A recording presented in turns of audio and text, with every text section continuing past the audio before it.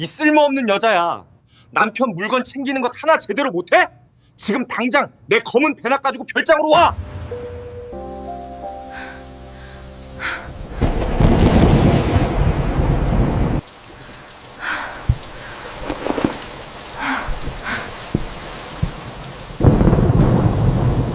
나는 이 결혼을 위해 모든 것을 희생했어.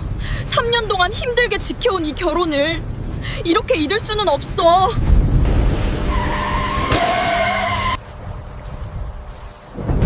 돌아가시오. 그 배낭을 버리시오. 사실 그 안에는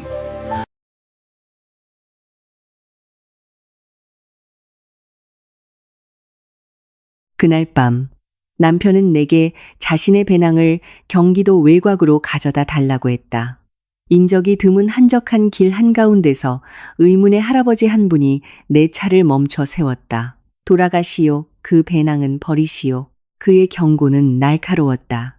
나는 떨리는 손으로 배낭을 열었고 그 안에 내용물을 보고 큰 충격에 빠졌다. 이야기가 시작되기 전에 여러분은 어느 지역에서 이 이야기를 보고 계신지 댓글로 남겨주세요. 좋아요와 구독을 잊지 마세요. 그래야 이 채널이 더 성장하고 더 흥미로운 이야기를 선보일 수 있습니다. 그날 밤은 비가 억수같이 쏟아졌다. 마치 하늘이 온 분노를 쏟아붓는 듯 빗줄기는 내 차 앞 유리를 세차게 때렸다. 자동차 와이퍼는 삐걱거리는 소리를 내며 시야를 가리는 물줄기를 닦아내기 위해 힘겹게 움직였다. 경기도 외곽의 별장 지역으로 향하는 길은 정말로 한적했다. 가로등 하나 켜져 있지 않아 칠흑같이 어두웠다. 오직 내 차의 헤드라이트 불빛만이 밤의 어둠을 가르고 젖은 아스팔트 위로 내려앉기 시작한 옅은 안개를 뚫고 나아갈 뿐이었다. 나는 손가락 마디가 하얘질 정도로 운전대를 꽉 쥐었다. 온몸이 떨렸다. 얇은 재킷을 파고드는 밤 공기가 차가워서가 아니었다. 좀처럼 가라앉지 않는 가슴의 통증과 답답함 때문이었다. 눈물은 계속해서 뺨을 타고 흘러내려 목구멍에 걸린 흐느낌과 뒤섞였다. 내 생각은 계속해서 30분 전의 일로 되돌아갔다. 휴대폰이 울리며 화면에 남편의 이름이 떴다. 그가 출장 중이었기에 걱정스러운 마음으로 나는 서둘러 전화를 받았다.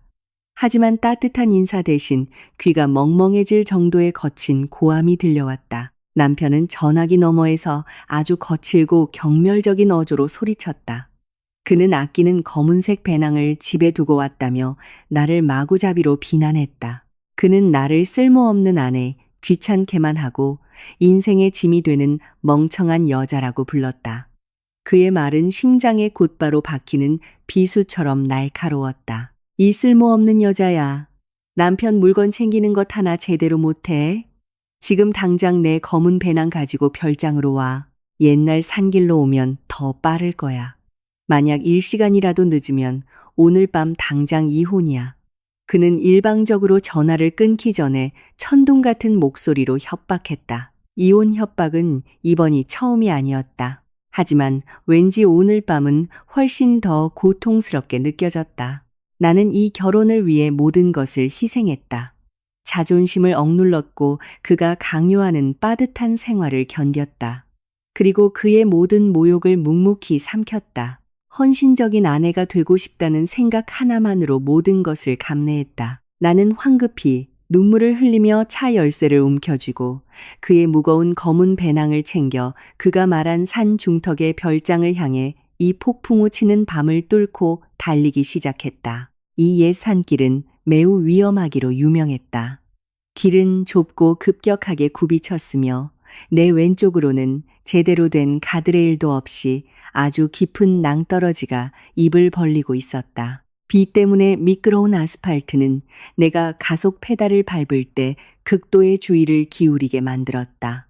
분위기는 너무나도 살벌했다. 마치 모든 코너마다 죽음이 도사리고 있는 것 같았다. 하지만 어둠과 낭떠러지에 대한 두려움은 지난 3년간 힘들게 지켜온 결혼을 잃을지도 모른다는 두려움에 비할 바가 못 되었다.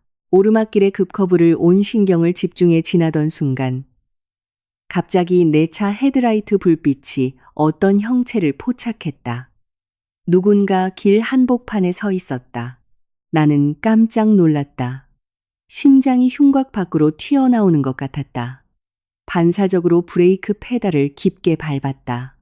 타이어가 젖은 아스팔트와 마찰하며 날카로운 소리를 냈다. 차는 살짝 미끄러지다가 그 형체로부터 불과 몇 던 떨어진 곳에서 간신히 멈춰섰다. 숨이 가빴다. 가슴이 빠르게 오르내렸다. 나는 멍한 시선으로 앞을 바라보았다.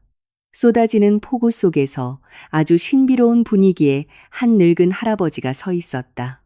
그는 낡은 검은색 우비를 입고 있었다.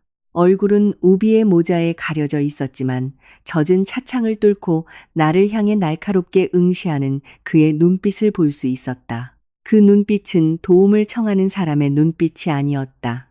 아주 강하고 꿰뚫는 듯한 경고의 눈빛이었다. 떨리는 손으로 나는 차창을 살짝 내렸다. 그에게 태워드릴지 아니면 길을 잃었는지 물어볼 생각이었다. 차가운 공기와 빗방울이 곧장 차 안으로 들이쳤다. 하지만 내가 입을 열기도 전에 할아버지는 내 창가로 다가왔다. 그의 목소리는 무겁고 쉬어 있었지만 빗소리와 천둥 소리를 이겨낼 만큼 아주 또렷했다. 돌아가시오, 아가씨. 이 길을 계속 가서는 안 돼요. 할아버지는 아주 진지하고 힘주어 말했다. 나는 그의 말에 어리둥절하여 얼어붙었다. 할아버지, 무슨 말씀이세요? 남편 물건을 갖다 줘야 해요. 저 앞 별장에서 저를 기다리고 있어요. 돌아가면 남편이 크게 화낼 거예요. 나는 울음을 참으며 떨리는 목소리로 대답했다. 할아버지는 천천히 고개를 저었다. 그의 눈에는 깊은 연민이 담겨 있었다. 옆자리에 있는 그 검은 배낭은 멀리 던져버리시오, 아가씨. 당신 남편은 당신이 눈물 흘릴 가치가 없는 인간이요. 그는 오늘 밤 당신의 죽음을 계획하고 있는 악마요. 저 앞길은 이미 손을 써뒀소. 계속 가면 당신은 낭떠러지로 떨어져 다시는 돌아오지 못할 것이요. 할아버지의 말은 머리 바로 위에서 내리치는 벼락과도 같았다. 내 죽음이라고요? 손을 써뒀다고요? 이게 다 무슨 소리죠? 나는 그의 말을 이해하려 애썼지만 뇌는 믿기를 거부했다. 할아버지가 사람을 잘못 보신 걸 거예요. 제 남편이 성질이 급하긴 해도 그렇게 끔찍한 일을 계획할 리가 없어요. 내 마음속에 의심이 싹트기 시작했음에도 나는 반박했다. 할아버지는 조수석에 조용히 놓여있는 남편의 검은 배낭을 가리켰다. 그 배낭을 열어보시오. 아가씨, 그가 오늘 밤 그토록 손에 넣고 싶어 하는 것이 무엇인지 직접 확인하시오. 그건 업무 서류가 아니오. 열어보면 당신이 남편이라 부르는 남자가 어떤 인간인지 깨닫게 될 것이오. 그 마지막 말을 남기고 할아버지는 뒤로 물러서서 몸을 돌려 천천히 밤의 어둠과 쏟아지는 비 속으로 사라졌다. 나는 운전석에서 얼어붙었다. 창문은 여전히 살짝 열려 있었고 차가운 바람이 내 피부를 찔렀다. 이성은 길 위에 미친 사람 말을 무시하고 남편에게 이혼당하지 않기 위해 계속 달리라고 말했다. 하지만 본능은 그 경고를 들으라고 비명을 질렀다. 내 눈은 천천히 평범해 보이는 그 검은 배낭으로 향했다. 아까 들었을 때 배낭은 아주 무거웠다. 정말로 업무 서류가 아닌 다른 것이 들어있을까? 숨을 참으며 나는 떨리는 손을 조수석으로 뻗었다. 나는 배낭을 잡아 내 무릎 위로 끌어당겼다. 심장이 미친 듯이 뛰었다. 마치 내 모든 삶을 파괴할 판도라의 상자를 여는 것 같았다. 나는 천천히 배낭의 지퍼를 당겼다. 조용한 차 안에서 지퍼 열리는 소리가 유난히 크게 들렸다. 배낭이 열리자 나는 안으로 손을 뻗었다. 확실히 몇 뭉치의 서류가 있었지만 남편이 다니는 회사 로고가 박힌 서류철은 단 하나도 없었다. 나는 하나로 묶인 서류 뭉치를 꺼냈다. 어두운 차 실내등만으로도 서류 위의 글씨를 읽기에는 충분했다. 내가 처음 본 서류는 붉은색 표지였다. 그것을 열었을 때 내 눈은 휘둥그레졌다. 그 순간 심장이 뱉는 것 같았다.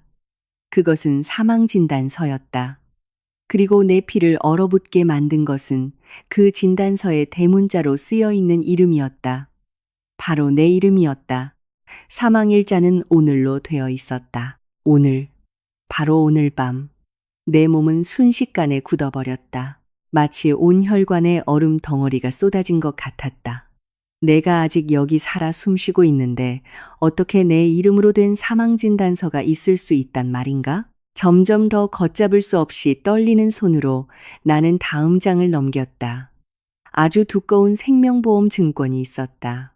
나는 거기에 적힌 액수를 읽고 머리가 핑 돌았다. 수백억 원에 달하는 금액이었다. 그 보험은 나도 모르게 내 이름으로 가입되어 있었고, 만약 내가 교통사고로 사망할 경우 그 돈을 수령할 유일한 상속인의 이름은 바로 내 남편이었다. 내 눈물이 보험 서류 위로 떨어졌다.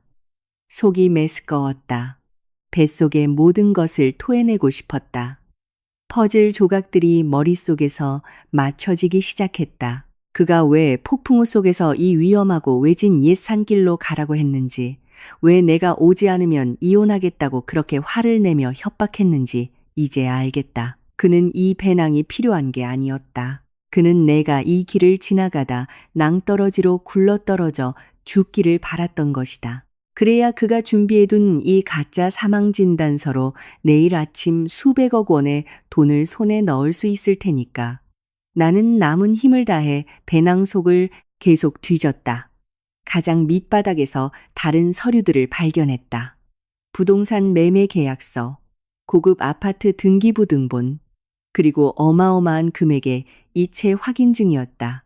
예외 없이 모든 서류의 명의는 한 여자의 이름으로 되어 있었다. 나는 그 여자의 이름을 아주 잘 알고 있었다. 그녀는 남편의 직장 동료였다. 남편이 항상 그저 도움이 필요한 평범한 친구일 뿐이라고 말하던 그 여자. 수십억 원대 자산의 소유자로 그녀의 이름이 선명하게 박혀 있었다. 나는 모든 서류를 차 바닥에 떨어뜨렸다. 두 손으로 얼굴을 가리고 굳게 닫힌 차 안에서 있는 힘껏 비명을 질렀다. 고통의 비명, 배신의 비명, 어리석음의 비명. 3년 동안 나는 그에게 헌신했다. 그가 퇴근하면 발을 주물러주고 그가 좋아하는 음식을 요리했으며 그가 맛있는 것을 먹을 수 있도록 나는 배고픔을 참았다. 그리고 이것이 내가 받은 보답이었다. 보험금과 내연녀를 위해 아주 치밀하고 잔인하게 계획된 살인 계획. 하지만 터져나오는 흐느낌 속에서 갑자기 씁쓸한 웃음이 내 입술 사이로 새어나왔다. 아주 아이러니하고 가슴 아픈 웃음이었다. 내 남편은 정말 멍청했다. 아주 멍청했다. 그는 수백억 원의 보험금을 타내기 위해 이 복잡한 살인 계획을 세웠다. 그는 자신의 아내가 의지할 곳 하나 없는 쓸모없는 고아 출신의 가난한 여자라고 생각했기 때문이다. 그는 진실을 전혀 몰랐다. 그는 그 수백억 원의 보험금이 내게는 그저 푼돈에 불과하다는 사실을 전혀 몰랐다. 이 지독하게 극적인 아이러니가 나를 울면서 웃게 만들었다. 내 남편. 매일 나를 깎아내리던 그 남자. 자신이 다니는 회사에서 인정받으려고 밤낮으로 일하던 그 남자는 단 한 가지 사실을 전혀 깨닫지 못했다. 그가 가난하다고 여기며 죽이려 했던 이 아내가 바로 그가 일하는 모든 회사의 유일한 상속인이자 실소유주이며 최대 주주라는 사실을 말이다. 나는 그의 사장의 사장이었다. 나는 매달 그에게 월급을 주는 사람이었다. 그리고 오늘 밤 그는 지금까지 깊이 잠들어 있던 용을 깨워버린 것이다. 밖의 비는 여전히 그칠 기미를 보이지 않았다. 마치 온 우주가 지난 3년간 내가 저지른 어리석음을 함께 슬퍼하는 것 같았다. 나는 여전히 운전대 뒤에 얼어붙은 채 앉아 있었다. 내 자신의 사망진단서가 조수석과 차바닥에 흩어져 있었다. 씁쓸한 웃음은 사라지고 가슴을 짓누르는 침묵이 그 자리를 대신했다. 내 생각은 시간을 거슬러 멀리 날아갔다. 그동안 헛된 희망으로 덧칠하려 했던 어두운 기억들을 되감았다. 나는 우리 결혼 초기를 떠올렸다. 그때 나는 진심으로 사랑이 모든 것을 이길 수 있다고 믿었다. 제단 앞에서 했던 그의 달콤한 약속을 믿었다. 하지만 거대한 거짓말은 우리가 함께 살기 시작한 첫 몇 달부터 이미 시작되었다. 나는 그날 밤을 아주 선명하게 기억한다. 남편은 굳은 얼굴로 집에 돌아와 서류 가방을 소파 위로 거칠게 내던졌다. 내가 그를 위해 따뜻한 차 한 잔을 가져다 주자 그는 비난하는 눈초리로 나를 쳐다봤다. 회사가 지금 엄청난 위기야. 윗대가리들은 정말 머리가 없어. 그는 그날 밤 머리를 헝클어뜨리며 불평했다. 이번 달 월급이 50%나 깎였어. 매출이 줄었다는 핑계를 대는데 내가 보기엔 그냥 운영비를 줄이려는 속셈이야. 우리 허리띠 졸라매야 해. 나한테 생활비 더 달라고 할 생각은 꿈도 꾸지 마. 그날 밤 나는 그저 고개를 숙이고 순순히 고개를 끄덕이며 억압받는 직원으로서의 그의 불행한 처지에 공감하는 척했다. 나는 그를 안아주고 진정시키며 가계부를 아주 알뜰하게 꾸리겠다고 약속했다. 심지어 그를 돕기 위해 부업이라도 찾아보겠다고 약속했다. 하지만 내가 보여준 동정심 어린 얼굴 뒤에서 내 마음은 그의 너무나도 뻔한 거짓말을 비웃으며 비명을 지르고 있었다. 내가 어떻게 모를 수 있겠는가? 나는 회사가 전혀 위기 상황이 아니라는 것을 정확히 알고 있었다. 그 분기 매출은 오히려 급상승 중이었다. 그리고 가장 중요한 것은 직원들의 월급을 삭감하는 정책은 단 하나도 없었다는 것이다. 나는 그 사실을 아주 확실하게 알고 있었다. 왜냐하면 매달 내 변호사를 통해 모든 직원의 급여 지급 승인서에 서명하는 사람이 바로 나였기 때문이다. 남편의 월급은 온전했다. 심지어 그는 상당한 액수의 성과급까지 막 받은 상태였다. 그렇다면 그 돈들은 다 어디로 갔을까? 왜 그는 내게 거짓말을 하고 나를 조작된 재정적 어려움 속에서 살게 해야 했을까? 이제 이 차 안에 흩어진 내연녀 명의의 자산이 채 증거들을 보니 수년간의 질문이 마침내 풀렸다. 우리 가족의 생활비가 되어야 했던 돈, 그가 회사에서 삭감당했다고 주장했던 그 돈은 다른 여자의 사치스러운 생활을 위해 흘러 들어가고 있었던 것이다. 거짓말은 거기서 그치지 않았다. 나는 우리의 두 번째 결혼 기념일을 앞두고 일어났던 또 다른 가슴 아픈 사건을 떠올렸다. 그때 남편은 새 차를 사달라고 떼를 쓰고 요구하고 결국에는 강요했다. 그는 오래된 차가 자주 고장나서 중요한 고객을 만날 때 창피하다고 이유를 댔다. 하지만 그는 항상 아주 적다고 말하던 자신의 저축을 쓰기를 완강히 거부했고 오히려 내게 정신적인 압박을 가했다. 당신은 도대체 어떤 아내야? 남편이 밖에서 뼈 빠지게 일하는데 내 이미지를 위해서 좀 도와줄 수도 없어? 그는 그때 나를 혐오스러운 눈빛으로 쳐다보며 소리쳤다. 돌아가신 당신 어머니가 남긴 그 싸구려 보석들이나 팔아버려. 어차피 디자인도 촌스럽잖아. 중고시장에 내놓으면 몇백만 원은 받겠지. 당신 생활비 남은 거랑 합쳐서 다음 주까지 차 계약금 필요해.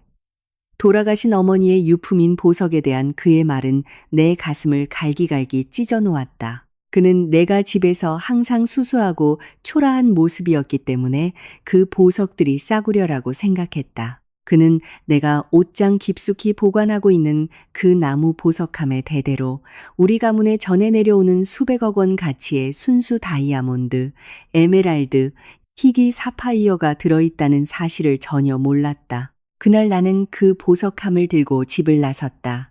내 개인 은행으로 가는 내내 울었다. 나는 어머니의 보석을 단 하나도 팔지 않았다. 나는 내 개인은행 지점장을 만나 내 비밀 계좌에서 수억 원의 현금을 인출하여 집으로 가져왔다. 나는 그에게 돈을 건네며 어머니의 보석 전부를 금은방에 아주 싼 값에 팔았다고 말했다. 나는 그가 어머니의 유품을 빼앗았다는 죄책감 하나 없이 그 현금 뭉치를 받았을 때 그의 얼굴에 번지던 만족스럽고 탐욕스러운 미소를 아직도 기억한다. 그는 그날 바로 대리점으로 가서 꿈에 그리던 고급 차를 샀고 오늘 밤 내가 알게 된 것처럼 그 차는 그 여자를 태우고 바람을 피우는데 자주 사용되었던 것이다. 내 고통은 남편에게서만 온 것이 아니었다. 시어머니가 방문할 때마다 나는 쓴 약을 삼켜야 했다. 지난달 그녀의 방문에 대한 기억이 망가진 테이프처럼 귓가에서 고통스럽게 맴돌았다. 시어머니는 예고도 없이 찾아와 집으로 들어서자마자 텔레비전 위를 손가락으로 훑으며 먼지를 찾았다. 이 집은 항상 음침하고 가난한 냄새가 나. 그녀는 내가 부엌에서 들을 수 있도록 일부러 큰 소리로 말했다. 그녀는 요리하고 있는 내게 다가와 머리부터 발끝까지 나를 훑어보며 경멸적인 시선을 보냈다. 너는 정말 분수를 모르는구나. 내 아들은 부장이고 월급도 많고 얼굴도 잘생겼어. 밖에서 어떤 여자든 만날 수 있었지. 학벌 좋은 여자, 부잣집 여자, 자기 관리 잘하는 여자. 그런데 하필 너처럼 촌스럽고 가난하고 쓸모없는 여자한테 발목이 잡혔어. 시어머니는 찢어지는 목소리로 모욕했다. 너는 우리 가족의 기생충일 뿐이야. 내 아들 돈 축내는 것밖에 할 줄 모르잖아. 네가 한 음식도 꼭 남은 음식물 쓰레기 같고 언제쯤 정신 차리고 내 아들 인생에서 사라져 줄래? 기생충. 가난한 여자라는 말은 그녀를 만날 때마다 듣는 아침 식사 같은 것이었다. 그녀가 나를 모욕할 때마다 남편은 그저 조용히 신문을 읽거나 휴대폰을 만지작거리며 마치 어머니의 모든 말을 인정하는 듯했다. 나는 그저 고개를 숙이고 눈물이 음식에 떨어지지 않도록 참으며 작은 목소리로 대답할 수밖에 없었다. 죄송해요, 어머님. 왜 나는 지난 3년간 가만히 있었을까? 왜 수조 원의 재산과 막강한 권력을 가진 내가 이 집에서 더러운 발판처럼 짓밟히는 것을 견뎠을까? 그 대답은 항상 아버지께서 병상에서 마지막 숨을 거두시기 전에 그날로 나를 데려간다. 아버지는 내 손을 힘없이 잡으셨다. 그는 무에서 유를 창조하여 자신의 왕국을 건설한 성공한 사업가였다. 하지만 그는 또한 재산만을 노리는 사람들로 둘러싸여 항상 외로웠던 남자이기도 했다. 아버지에게 약속해다오. 그의 희미한 목소리가 항상 내 귓가에 맴돌았다. 내 재산이 내게 다가오는 사람들의 눈을 멀게 하지 않도록 해라. 내 신분을 숨기고 평범한 여자로 살아라. 내 돈 때문이 아니라 너 자신을 진정으로 사랑해주는 남자를 찾아라. 그를 시험해봐라. 네가 아무것도 가진 것이 없어 보일 때 그가 곁을 지켜준다면 그가 바로 우리 가문의 사업왕국을 함께 지켜나갈 자격이 있는 남자다. 그 유언이 지금까지 나를 쳐맨 족쇄였다. 나는 아버지의 말씀을 따랐다. 나는 믿을 수 있는 변호사를 통해 모든 재산을 숨겼다. 아주 소박하게 살며 남편의 진심을 시험하기 위해 그가 온전한 가장이 되도록 내버려 두었다. 나는 언젠가 남편이 더 나은 사람으로 변할 것이라고 아무것도 요구하지 않고 그의 모든 필요를 채워주는 내 진심 어린 사랑을 그가 알아줄 것이라고 계속해서 나 자신을 속여왔다. 하지만 오늘 밤 이 차가운 차 안에서 내 손에 들린 가짜 사망진단서 한 장으로 나는 절대적인 진실 하나를 깨달았다. 시험은 끝났다. 내 남편은 이 시험에서 완전히 실패했을 뿐만 아니라 시험지를 갈기갈기 찢고 침을 뱉었으며 시험관을 죽이려 했다. 아까부터 가슴을 답답하게 했던 슬픔과 실망감은 서서히 증발했다. 차가운 밤바람에 휩쓸려 갔다. 내 눈물은 완전히 말라버렸다. 얼굴 근육이 팽팽하게 굳었다. 지금까지 부드럽고 사랑으로 가득했던 내 마음은 이제 아주 단단하고 날카로운 얼음으로 얼어붙었다. 항상 져주던 아내의 인내는 이제 죽었다. 그 자리에는 조용하고 차갑고 아주 치명적인 분노가 자리 잡았다. 나는 보험 서류와 불륜의 증거들을 하나씩 다시 주워 모았다. 그것들을 검은 배낭 안에 깔끔하게 다시 집어넣었다. 마치 한 번도 열어본 적 없는 것처럼 나는 천천히 지퍼를 닫았다. 남편은 자신이 재산과 내연녀와 함께 행복하게 살기 위해 오늘 밤 내가 죽기를 바랐다. 시어머니는 아들이 부자 아내를 찾을 수 있도록 내가 사라지기를 바랐다. 강하고 부유한 여자를 원한다고? 나는 어둠을 향해 비웃음 섞인 미소를 지으며 속삭였다. 좋아. 오늘 밤 내가 너희들의 소원을 들어줄게. 하지만 각오하는 게 좋을 거야. 너희들이 상대할 여자는 더 이상 약한 아내가 아니라 너희들의 인생을 남김없이 파괴할 악몽일 테니. 나는 다시 면 차에 시동을 걸었다. 의문의 할아버지의 조언처럼 유턴하는 대신 나는 기어를 넣고 가속 페달을 밟았다. 나는 오늘 밤 그 별장으로 계속해서 갈 것이다. 도살장에 끌려가는 양이 아니라 배신자들을 처형할 집행관으로서 가난한 사람 행세는 끝났다. 오늘 밤 나는 내 왕좌를 되찾을 것이다. 내 차의 엔진 소리는 점점 더 거세지는 빗속에서 더욱 거칠게 울려 퍼졌다.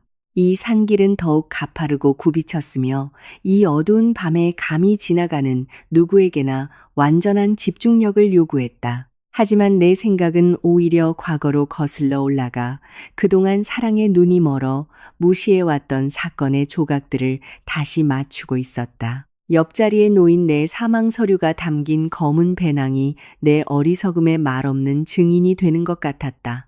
어떻게 나는 매일 밤 같은 침대에서 자는 남자의 마음이 그렇게 썩어 문드러졌다는 것을 처음부터 알아차리지 못했을까? 사실 솔직히 말해서 징후는 이미 있었다. 이 지옥 같은 밤이 오기 몇 주 전 나는 이미 남편의 인생을 순식간에 파괴할 수 있는 거대한 비밀, 치명적인 약점을 손에 쥐고 있었다. 단지 그때는 아직 그것을 부정하려 애썼고 그가 단지 길을 잃었을 뿐이며 아내로서 나의 지도가 필요할지도 모른다고 나 자신을 속였을 뿐이다. 그 사건은 어느 주말 밤에 시작되었다. 남편은 만취 상태로 집에 돌아왔다. 그는 비틀거리며 걸었고 아주 역겨운 술 냄새와 싸구려 여성 향수 냄새가 뒤섞여 풍겼다. 그는 알아들을 수 없는 말을 짓거렸고 내가 그의 신발을 벗겨주려 하자 나에게 소리를 질렀다. 그러고는 사무실 옷을 입은 채 거실 소파에서 깊이 잠들어 버렸다. 그날 밤 나는 그의 토사물을 치우고 담요를 덮어준 후 불을 끄기 위해 그의 서재로 향했다. 그곳에서 나는 그의 서류 가방이 바닥에 열린 채 널브러져 있고 그의 노트북이 책상 위에서 여전히 켜져 있는 것을 보았다. 화면은 어두운 방 안에서 푸른 빛을 발하고 있었다. 평소 그는 그 물건에 매우 집착했다. 그는 복잡한 비밀번호를 설정해 두었고 회사 기밀 문서가 많아 외부인, 특히 그가 멍청하다고 여기는 아내 같은 사람은 절대 볼 수 없다는 이유로 내가 만지는 것을 허락하지 않았다. 나는 처음에는 단지 노트북이 고장나지 않도록 끄려는 의도로 책상에 다가갔다. 하지만 내 손이 터치스크린에 닿는 순간 화면 오른쪽 하단에 짧은 메시지 알림이 나타났다. 메시지는 숨겨진 메신저 앱에서 온 것이었다. 자기야, 명품 가방 사준 돈 입금됐어. 고마워. 우리 그 특별 자금으로 언제 또 해외여행 갈 수 있을까? 당신 그 멍청한 아내는 의심 안 하지? 나는 그 문장들을 읽고 눈이 휘둥그레졌다. 손이 순식간에 차가워졌다. 그동안 억눌러왔던 의심이 마침내 폭발했다. 약간 떨리는 손으로 나는 커서를 움직여 그 메시지를 클릭했다. 메신저 앱이 활짝 열리며 남편과 그가 가명으로 저장해둔 한 여자 사이에 아주 긴 대화 기록이 나타났다. 하지만 프로필 사진을 보자마자 나는 그녀를 바로 알아볼 수 있었다. 그녀는 그의 직장 동료였고 그가 항상 필사적으로 변호하며 평범한 친구라고 말하던 그 여자였다. 나는 그들의 대화를 읽으며 마음이 산산조각 났다. 그들은 서로를 자기야라고 부르고 다정한 사진을 주고받으며 함께 미래를 계획하고 있었다. 더 가슴 아팠던 것은 그들 둘이 나를 비웃고 속이기 쉬운 촌뜨기 여자라고 모욕하며 나를 이혼시키기 전에 어떻게 하면 그의 월급에서 돈을 더 뜯어낼지 계획하고 있었다는 것이다. 하지만 불륜으로 인한 마음의 상처는 순식간에 훨씬 더 큰 충격으로 대체되었다. 내 눈이 그들이 자주 언급하는 특별자금이라는 문구를 포착했을 때 날카로운 직감으로 나는 그 노트북의 내용을 뒤지기 시작했다. 나는 모든 폴더, 모든 문서를 확인했고 비밀번호로 보호된 숨겨진 폴더 하나를 발견했다. 그는 내가 멍청하다고 생각했지만 나는 예리한 직감을 가진 여자라는 것을 잊은 모양이다. 나는 그의 생일, 내연녀의 생일부터 시작해서 몇 가지 숫자 조합을 시도했고, 마침내 그가 내 회사에서 처음으로 승진했던 날짜를 입력하자 폴더가 열렸다. 그 폴더 안에는 수십 개의 재무 보고서 파일이 있었다. 이 회사의 실소유주이자 최대 주주로서 나는 당연히 우리 회사의 자금 흐름을 아주 잘 알고 있었다. 비록 항상 변호사를 통해 멀리서 감독해왔지만 나는 남편의 노트북 화면에 있는 숫자들을 읽기 시작했고 내가 매달 받는 실제 보고서와 비교했다. 그가 무슨 짓을 했는지 깨닫는 순간 내 피가 끓어올랐다. 내 남편은 단지 바람을 피운 것이 아니었다. 그는 거물급 도둑이었다. 그는 거래처 데이터를 조작하고 유령 프로젝트를 만들었으며 회사 운영 자금을 수십억 원에 달하는 금액까지 횡령했다. 그 돈으로 그는 내연녀에게 고급차, 아파트, 보석을 사주고 해외여행을 보내주었던 것이다. 그가 항상 회사가 위기라며 소리치고 나를 궁핍하게 살도록 강요했던 이유를 이제야 알겠다. 그는 자신의 여자를 먹여 살리기 위해 내 회사를 강탈하고 있었던 것이다. 그날 밤 나는 그 모든 데이터를 항상 가지고 다니는 작은 외장 하드에 복사했다. 나는 그를 10수년 동안 감옥에 쳐넣을 수 있는 금융 범죄의 증거를 손에 쥐었다. 하지만 그날 밤 내 발견 중 가장 흥미로웠던 것은 그의 부패 증거가 아니라 그의 가장 큰 심리적 약점에 대한 발견이었다. 내연녀와의 대화 중간중간 남편은 그가 전혀 눈치채지 못하는 바로 나 자신인 회사의 회장님에 대해 자주 불평했다. 그는 회장님을 아주 잔인하고 철권 통치를 하며 신비롭고 용서가 없는 지배자로 묘사했다. 나는 몇 달 전 단지 회사 실적을 확인하기 위해 내 변호사를 시켜 남편을 포함한 몇몇 부장급 관리자들에게 무작위로 업무 경고 이메일을 보내라고 지시했던 일이 떠올랐다. 그날 저녁 남편은 완전히 엉망인 상태로 집에 돌아왔다. 그의 얼굴은 시체처럼 창백했다. 몸은 심하게 떨렸고 숨을 헐떡였다. 그는 곧장 화장실에 틀어박혔고 나는 그의 구토 소리를 들을 수 있었다. 그가 나왔을 때 그는 내 무릎에 엎드려 서럽게 울었다. 이전에는 결코 한 번도 그런 적이 없었다. 그는 자신의 경력이 끝장날 것이라며 회장님이 자신을 감시하고 있다며 해고당하면 끝장이라고 두려움에 떨며 횡설수설했다. 그는 심지어 표준 경고 이메일 한 장 때문에 며칠 동안 잠을 이루지 못했다. 나와 그의 가족 앞에서는 그는 거만하고 무적의 왕처럼 행동할 수 있었다. 하지만 회장님의 권력 앞에서는 그는 그저 겁 많고 연약한 작은 쥐에 불과했다. 그의 경력과 직위는 그에게 전부였다. 만약 그것이 건드려진다면 그의 정신은 산산조각 날 것이다. 그날 밤의 발견은 나의 비밀 무기가 되었다. 내가 사용할 적절한 때를 기다리며 꼭꼭 숨겨둔 무기. 처음에는 그가 깨닫고 변하기를 바랐다. 그래서 내가 그 무기의 방아쇠를 당길 필요가 없기를. 하지만 이제 폭풍 우와 그가 나를 위해 계획한 살해 위협 속에서 나는 희망을 가질 시간이 끝났음을 깨달았다. 내 남편은 스스로 무덤을 팠다. 그는 내가 수동적인 희생자가 되는 것을 그만둘 가장 강력한 이유를 주었다. 수십억 원의 횡령 증거와 회장님이라는 인물에 대한 그의 가장 큰 두려움에 대한 지식이라는 무기는 이제 내 손에 준비되었다. 이 배낭에 있는 가짜 사망진단서와 생명보험 증거까지 더하면 내 탄약은 충분하고도 남았다. 나는 김이 서린 차 앞 유리를 뚫어지게 쳐다봤다. 나를 항상 얕보던 남편, 내 연녀, 그리고 시어머니의 얼굴이 차례로 내 마음속을 스쳐 지나갔다. 오늘 밤 그들은 모두 그 별장에 모여 있다. 그들은 자신들의 승리를 축하하고 있다고 생각할 것이다.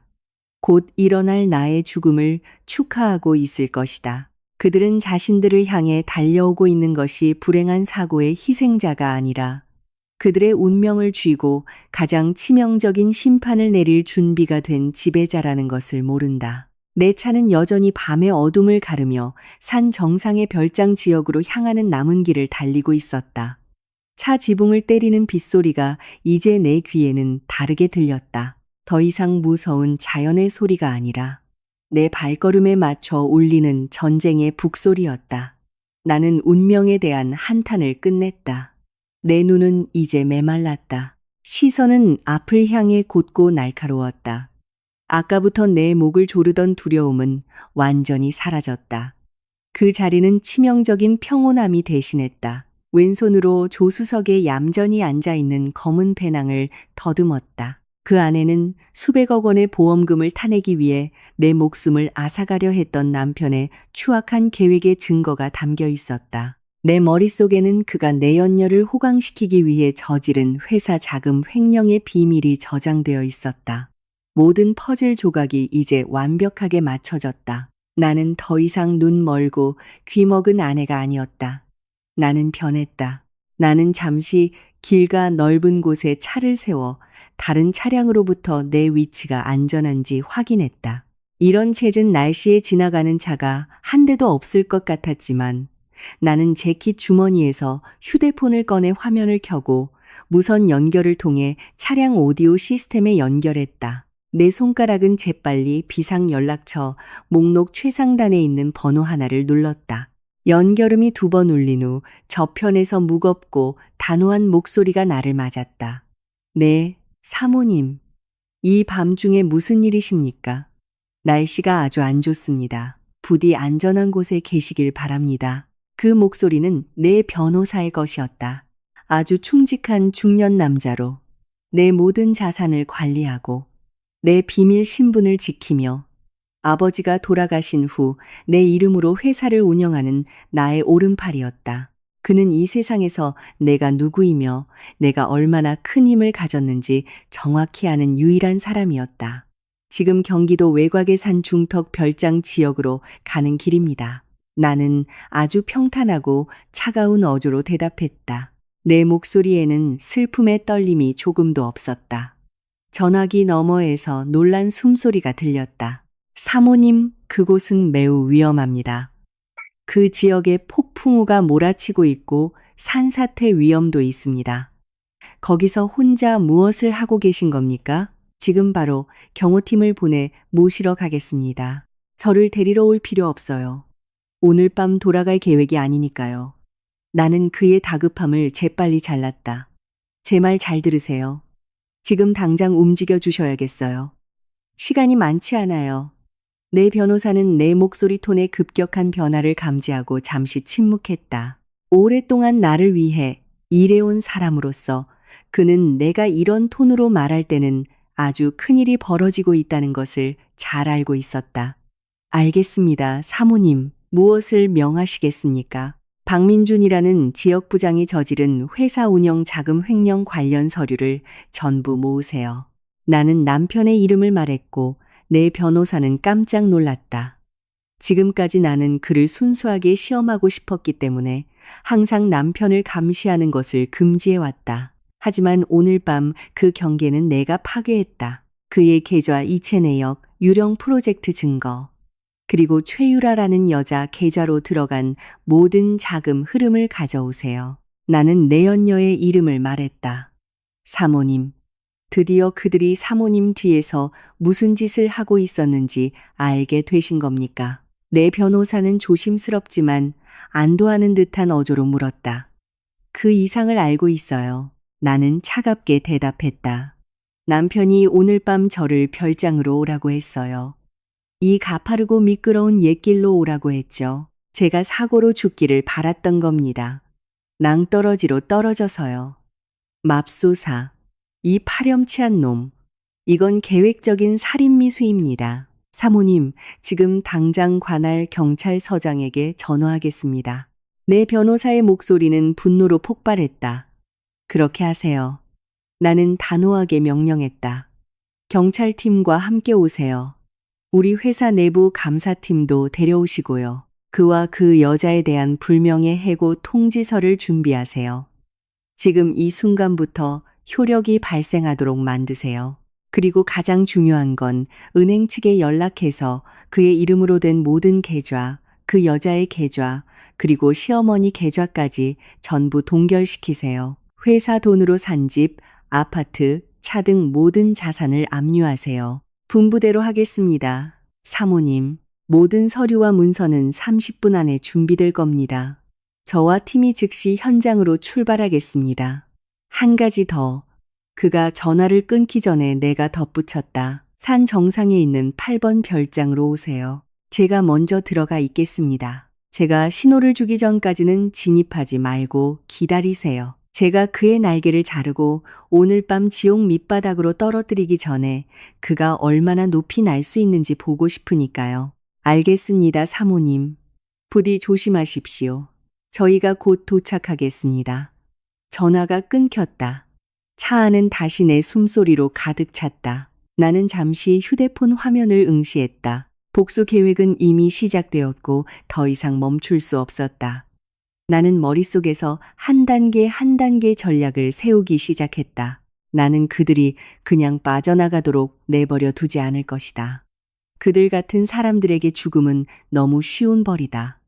그들은 천천히 파멸을 맛봐야 한다. 그들이 자랑스러워했던 모든 것을 잃어야 한다. 자존심, 재산, 그리고 자유를. 나는 다시 차를 몰았다. 별장까지의 거리는 이제 얼마 남지 않았다. 마지막 몇 개의 그 커브를 지나자 멀리서 환한 불빛이 보이기 시작했다. 고요한 언덕 한가운데 웅장하게 서 있는 고급 별장이었다. 나는 차의 속도를 줄이고 헤드라이트를 껐다.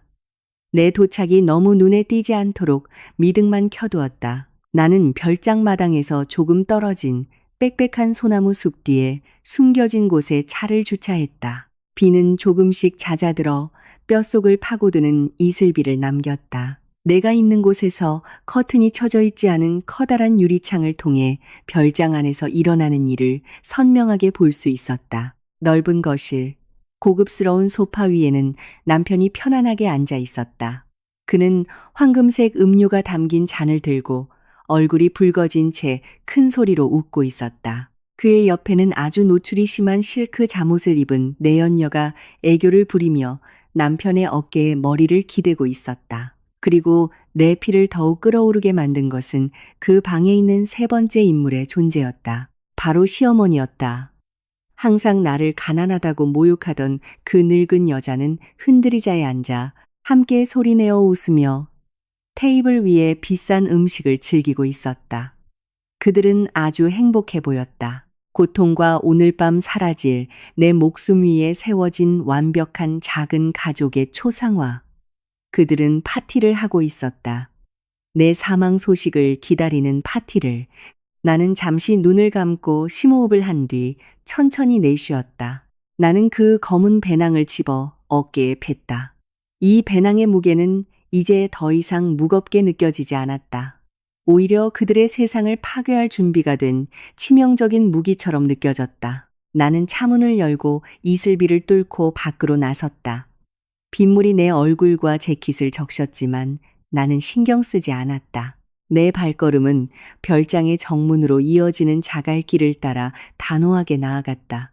나는 두려움과 눈물로 가득 찬 아내로서 걷는 것이 아니었다. 나는 현재 그들이 밟고 있는 모든 것의 소유자인 회장으로서 걷고 있었다. 숨바꼭질은 끝났다. 이제 본 공연이 시작될 시간이다. 오늘 밤 이 별장에서 나는 그들의 모든 가면을 벗겨내고 그들이 평생 다시는 웃을 수 없도록 만들 것이다. 나는 손을 들어 내 앞에 있는 거대한 나무 문을 두드릴 준비를 했다. 진정한 싸움은 이제 막 시작되었다. 이슬비는 여전히 내려 뼛속까지 파고드는 한기를 남겼다. 하지만 내 온몸을 흐르는 피는 뜨겁게 끓어오르고 있었다. 내 발소리는 그 고급 별장의 정문으로 이어지는 자갈길 위에서 사각거렸다. 빗물은 머리카락 끝에서 떨어져 얼굴을 적시고 얇은 재킷 속으로 스며들었다. 하지만 나는 그 추위를 전혀 개의치 않았다. 내 눈은 내 앞에 있는 조각된 티크나무 문을 똑바로 응시하며 저 안에서 사람들이 축하하고 있는 거짓된 행복을 파괴할 준비를 하고 있었다. 밖에서도 별장 안에서 부드럽게 흘러나오는 클래식 음악 소리와 그 사이로 들려오는 아주 익숙한 웃음소리를 어렴풋이 들을 수 있었다. 그것은 남편의 웃음소리였다. 나와 함께 집에 있을 때는 좀처럼 보여주지 않던 호탕한 웃음소리. 거기에는 그 여자 최유라의 날카로운 웃음소리와 시어머니의 걸걸한 웃음소리도 섞여 있었다. 그들은 정말로 오늘 밤을 즐기고 있었다. 그들의 사악한 계획에 따르면 오늘이 내가 이 세상에서 숨쉬는 마지막 밤이 되어야 했다. 나는 아까부터 남편의 검은 배낭끈을 꽉 쥐고 있던 오른손을 들었다. 손가락 마디가 하얘진 채로 나는 그 나무 문을 세게 두드렸다. 내 노크 소리는 울려 퍼져 빗소리를 갈랐고 안에서 들리던 웃음소리를 순간 멈추게 했다. 잠시 침묵이 흘렀다. 나는 저 안에서 그들이 얼마나 놀랐을지 상상할 수 있었다. 남편은 분명 낭떠러지 밑에서 박살난 내 차에 대한 소식을 전하러 온살림 경비원이나 동네 주민이 왔다고 생각했을 것이다. 그는 지금쯤 가짜 슬픈 표정을 준비하고 있을 터였다. 문으로 다가오는 급한 발소리가 들렸다. 열쇠가 돌아가고 나무 문이 천천히 열렸다. 문 뒤에서 남편의 얼굴이 나타났고 그는 이미 잔뜩 꾸며낸 비통한 표정을 짓고 있었다. 하지만 그의 눈이 내 눈과 마주치는 순간 그 비통한 표정은 순식간에 사라졌다. 그의 입이 살짝 벌어지고 눈이 휘둥그레졌다. 마치 안구가 눈구멍 밖으로 튀어나올 것 같았다. 알코올 기운으로 붉었던 그의 얼굴은 이제 종이처럼 새하얗게 질렸다. 그는 흠뻑 젖은 내 머리부터 신발 끝까지 나를 훑어보았다. 마치 무덤에서 일어난 유령을 보는 것 같았다. 그의 몸은 문지방에서 얼어붙었다. 그는 한마디도 할 수 없었다. 숨이 돌았다. 분명했다. 오늘 밤 이 별장 문 앞에 내가 살아서 있는 것을 보는 것은 그가 가장 바라지 않던 일이었을 것이다. 그의 계획은 완전히 실패했고 그의 교활한 머리는 분명 이 현실을 처리하기 위해 필사적으로 돌아가고 있을 것이다. 왜 가만히 있어? 내가 아주 평탄하고 차가운 목소리로 우리 사이의 긴장된 침묵을 깨며 물었다. 이 검은 배낭 빨리 가져다 달라고 했잖아? 당신이 시킨 대로 옛 산길로 왔는데. 내 목소리를 듣고 남편은 깜짝 놀랐다. 그는 재빨리 놀란 표정을 분노의 표정으로 바꿨다. 그것은 자신의 실수를 덮기 위해 항상 사용하던 방어기제였다. 그는 내 팔을 거칠게 잡아 별장 안으로 끌고 들어간 뒤 곧바로 문을 쾅 닫았다. 왜 이렇게 늦었어? 이 멍청한 여자야? 그는 목소리가 심하게 떨렸지만 눈은 여전히 극도의 공포를 드러내고 있었음에도 불구하고 억지로 사납게 들리려 애쓰며 소리쳤다. 내가 얼마나 기다렸는지 알아? 그리고 내 꼴 좀 봐. 시궁쥐처럼 흠뻑 젖었잖아. 창피하게 정말. 내 배낭은 지금 당장 내놔. 그는 거칠게 손을 뻗어 내 어깨에 걸린 검은 배낭을 빼앗으려 했다. 하지만 나는 그의 손이 닿지 않도록 뒤로 물러섰다. 나는 이전에는 한 번도 보여준 적 없는 경멸적인 시선으로 그를 쳐다봤다. 나는 더 이상 고개를 숙이지 않았고 더 이상 울지 않았으며 더 이상 사과하지 않았다.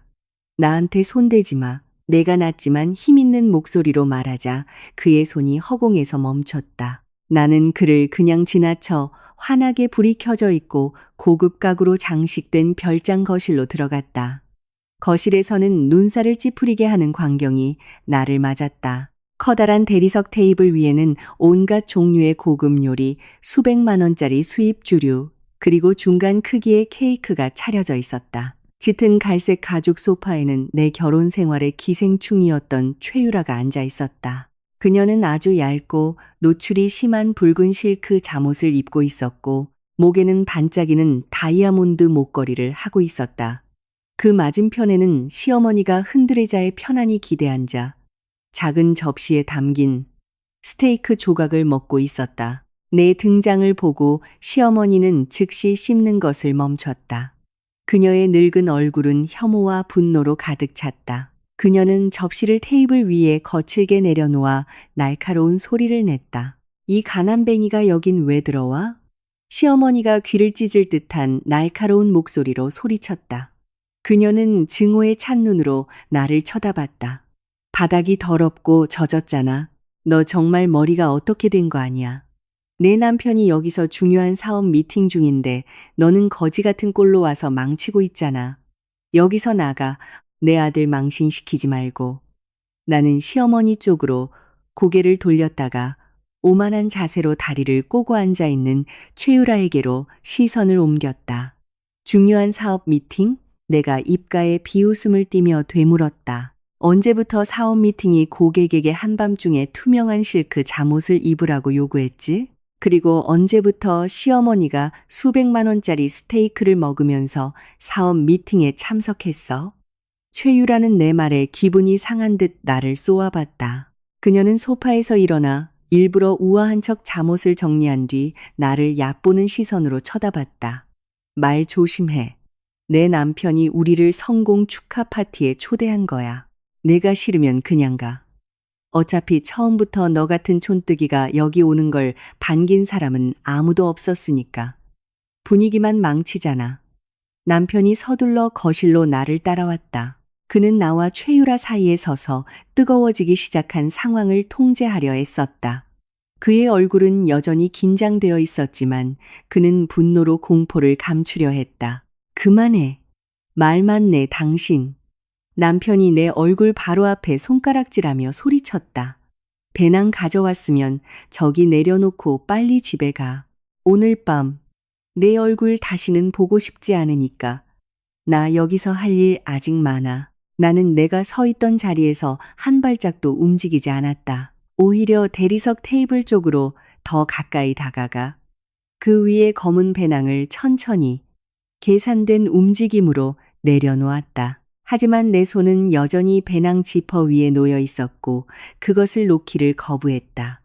나는 남편의 눈을 깊이 들여다보며 그가 쌓아올린 거짓의 벽을 꿰뚫었다. 당신 할 일 오늘 밤 정말 많겠지. 나는 그의 고함과 대조적으로 아주 차분한 목소리로 말했다. 하지만 안타깝게도 당신 내연녀나 당신의 불법 자금에 빌부터 사는 당신 어머니와의 일이 아니야. 오늘 밤 당신의 일은 바로 나하고야. 남편은 억지 웃음을 지었다. 그의 초조함을 감추기 위한 강요된 웃음이었다. 불법 자금? 무슨 소리야? 비 맞아서 정신이 나갔나? 빨리 그 배낭 내놓고 여기서 꺼져. 내가 이 지역 경비원 불러서 너 끌어내기 전에 125억 4,300만 원. 나는 그의 협박을 무시하고 크고 또렷하게 말했다. 숫자로 된 그 말은 내 입에서 그냥 흘러나왔다. 마치 방 안의 모든 것을 즉시 얼어붙게 하는 주문처럼 남편의 억지 웃음은 허공에서 멈췄다. 분노를 뿜어내던 그의 눈은 이제 극도의 공포의 바다로 변했다. 턱이 떨어지고 입술이 소리 없이 떨렸다. 최유라와 시어머니는 내가 방금 말한 숫자의 의미를 이해하지 못한 채 혼란스러운 얼굴로 서로를 쳐다봤다. 무슨 소리야? 남편이 갑자기 아주 쉬고 거의 속삭임처럼 들리는 목소리로 물었다. 식은땀이 그의 이마와 관자놀이에 맺히기 시작했다. 나는 미소를 더욱 넓게 지었다. 전혀 온기가 느껴지지 않는 미소였다. 그게 지난 2년간 당신이 횡령한 회사 운영 자금 총액이야. 지난달 당신이 저기 저 싸구려 빨간 옷 입은 여자 개인 계좌로 이체한 유령 중장비 구매 프로젝트 자금도 포함해서 말이지. 남편의 다리에 힘이 풀렸다. 그는 한 걸음 뒤로 물러서다 등이 대리석 테이블 가장자리에 부딪혔다. 그는 셔츠 끝을 아주 강하게 움켜쥐었다. 네가 이 헛소리를 어떻게 알아? 누가 내 머리에 독을 넣었어?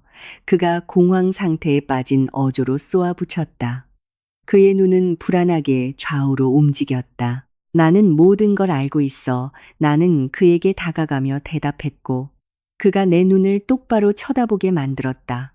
내 노트북에 있는 숨겨진 폴더에 대해서도 알고 네가 만들어낸 가짜 거래처들에 대해서도 알고 네가 그녀에게 고급 아파트를 사주고 스포츠카를 사주고 네 것이 아닌 돈으로 너희들 해외여행 경비를 댔다는 것도 알아. 그리고 가장 중요한 건 나는 의도적으로 말을 멈추고 침묵이 그의 정신을 고문하게 내버려 두었다. 나는 그의 숨소리가 점점 거칠어지는 것을 들을 수 있었다. 마치 공황 발작을 겪는 사람처럼 그의 심장은 분명 터질 듯이 격렬하게 뛰고 있을 것이다. 나는 그의 이성을 파괴하는데 어떤 심리적 무기가 가장 효과적인지 잘 알고 있었다.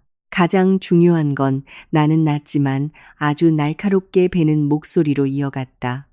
회장님께서도 전부 알고 계셔. 회장님이라는 단어가 내 입에서 나오자마자 남편의 정신적 방어선은 남김없이 무너져 내렸다.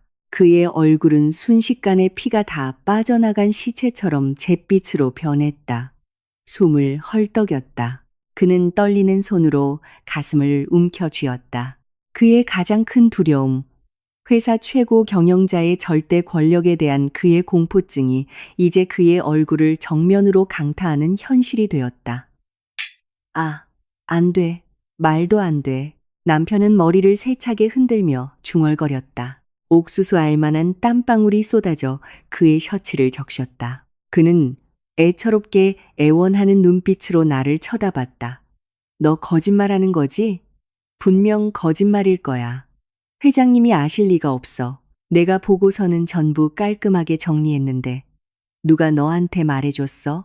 회사 사람이 너한테 얘기했어. 내부 감사팀이 오늘 밤 보고서를 끝냈어.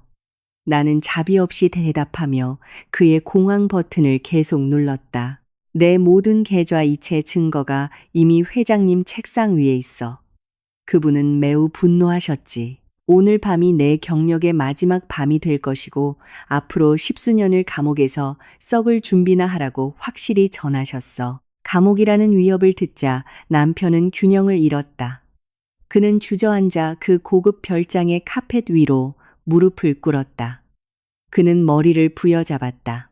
그는 울기 시작하며 좌절감에 신음했다. 다 끝났어. 내 경력은 끝장났어. 난 감옥에 갈 거야. 그는 미친 사람처럼 중얼거렸다. 그가 지금까지 내게 보여주었던 모든 오만함과 거만함은 흔적도 없이 사라지고 아주 비겁하고 연약한 그의 본 모습이 드러났다. 자신의 아들이 무릎을 꿇고 내 말 한마디에 히스테리하게 우는 것을 보고 시어머니는 의자에서 벌떡 일어났다. 그녀의 얼굴은 분노와 혼란으로 새빨개졌다. 그녀는 남편에게 빠르게 다가가 그의 어깨를 잡아당겼다. 너 왜 이래? 시어머니가 남편의 몸을 흔들며 소리쳤다. 왜 이 가난뱅이 앞에서 무릎을 꿇고 있어? 일어나. 엄마 창피하게 하지 마. 무슨 돈 얘기를 하는 거야? 무슨 회장님? 쟤는 그냥 아무것도 모르는 촌뜨기일 뿐이야. 쟤 헛소리 듣지 마. 아까부터 조용히 혼란스러워하던 최유라도 다가왔다. 그녀의 오만한 표정은 서서히 사라지고 의심으로 바뀌었다. 자기, 제가 하는 말 사실이야? 당신 회사 돈 횡령했어. 당신 부잣집 아들이고 부업도 많다고 했잖아. 나한테 준 돈 전부 다 네 사업 수익에서 나온 합법적인 돈이라고 했잖아. 최유라가 점점 높아지는 목소리로 물었다. 나는 내 앞에 있는 세 사람을 극도의 만족감으로 바라보았다. 나의 첫 번째 심리 공격은 아주 완벽하게 성공했다. 파멸의 씨앗은 그들 한가운데 정확히 심어졌다. 공포에 질려 이성을 잃은 남편, 여전히 현실을 부정하는 시어머니, 그리고 자신의 돈줄이 파산 직전이라는 것을 깨닫기 시작한 내연녀. 그들은 서로에게 소리치며 즐기기에 아주 아름다운 혼돈과 공황을 만들어냈다. 하지만 이것은 시작에 불과했다. 내 정신 공격은 이제 막 그들의 겉껍질을 파괴했을 뿐이다. 이제 진짜 폭탄을 떨어뜨려 그들을 잿더미로 만들어 버릴 시간이었다. 별장 거실의 혼란은 점점 더 걷잡을 수 없게 되었다. 남편은 여전히 카펫 위에 무릎을 꿇고 회장님과 감옥에 대해 알아들을 수 없는 말을 중얼거리며 머리를 부여잡고 있었다. 시어머니는 계속해서 히스테릭하게 소리치며 아들에게 일어나서 나를 쫓아내라고 했다. 한편 최유라는 남편의 셔츠깃을 잡아당기며 자신이 지금까지 누려온 돈의 출처에 대해 설명을 요구했다. 밖의 빗소리는 거의 들리지 않았다. 자신들의 환상이 파괴되는 것을 마주한 새 탐욕스러운 인간들의 소란에 묻혀버렸다. 나는 똑바로 서서 가슴 앞에 양팔을 끼고 그 비참한 광경을 얼음처럼 차가운 시선으로 지켜보았다. 남편이 어려움에 처했을 때마다 항상 나타나던 연민의 감정은 이제 깊이 묻혀 죽어버렸다. 내 마음에 남은 것은 극도의 혐오감 뿐이었다. 갑자기 남편이 중얼거림을 멈췄다. 그는 재빨리 고개를 들었다. 붉게 충혈되고 공포의 핏줄로 가득 찬 그의 눈은 내 근처 대리석 테이블 위에 놓인 검은 배낭을 향해 미친 듯이 쏘아보고 있었다. 혼란스러운 그의 머리가 무언가를 깨닫기 시작한 것 같았다. 그는 회사 자금 횡령의 증거가 그 배낭 안에 있을지도 모른다고 생각하는 듯했다. 혹은 어쩌면 오늘 밤 나를 위해 그가 꾸민 진짜 사악한 계획을 기억해냈을지도 모른다. 거칠고 필사적인 움직임으로 남편은 벌떡 일어섰다. 그는 분노에 차소리치며 나를 향해 달려들었다. 이게 다 너 때문이야. 네가 날 함정에 빠뜨린 게 틀림없어. 그 배낭 내놔. 분명 그 안에 뭔가를 숨겼을 거야. 그는 내 손에서 배낭을 빼앗으려 했다. 하지만 나는 그의 공격을 이미 예상하고 있었다. 나는 재빨리 한 걸음 뒤로 물러섰다. 오른손으로는 배낭 밑부분을 단단히 잡았다.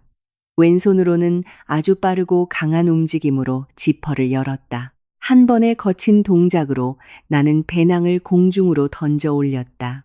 검은 배낭이 뒤집혔다. 그 내용물은 공중에서 흩날리다가 마침내 대리석 테이블과 그 아래 두꺼운 털 카펫 위로 쏟아져 내렸다. 다양한 색상의 서류철과 인쇄된 사진들이 그들 세 사람의 눈앞에 흩어졌다. 남편은 순식간에 얼어붙었다. 숨이 목구멍에서 막혔다.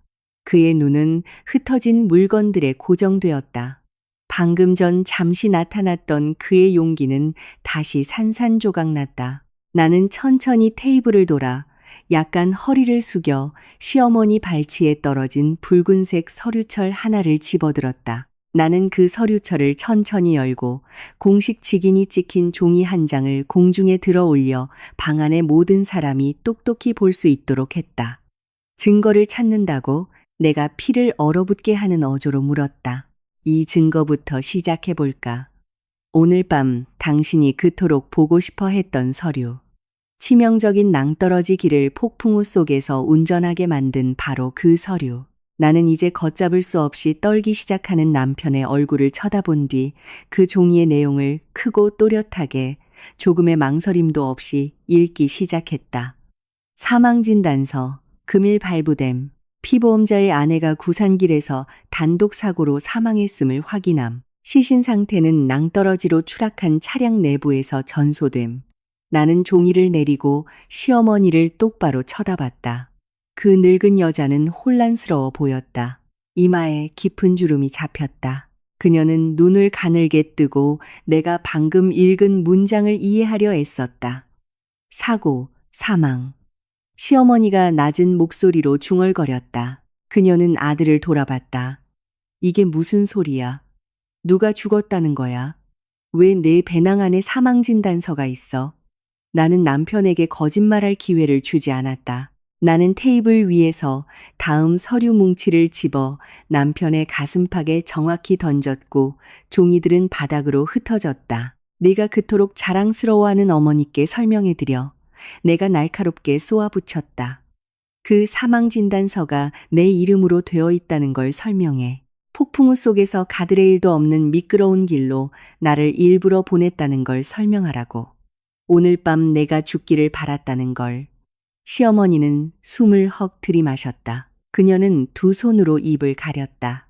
눈이 공포로 휘둥그레졌다. 그녀가 나를 아무리 미워하고 아들이 부잣집 여자와 결혼할 수 있도록 내가 그의 인생에서 사라지기를 바랐다 해도 그녀는 이렇게 냉혈한 살인 계획은 상상도 해본 적이 없었을 것이다. 아, 안 돼. 말도 안 돼. 시어머니의 목소리가 심하게 떨렸다.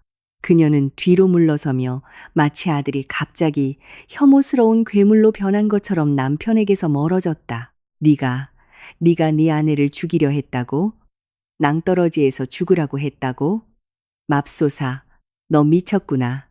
들키면 사형이야. 물론 어머니, 저를 죽일 아주 강력한 이유가 있었겠죠.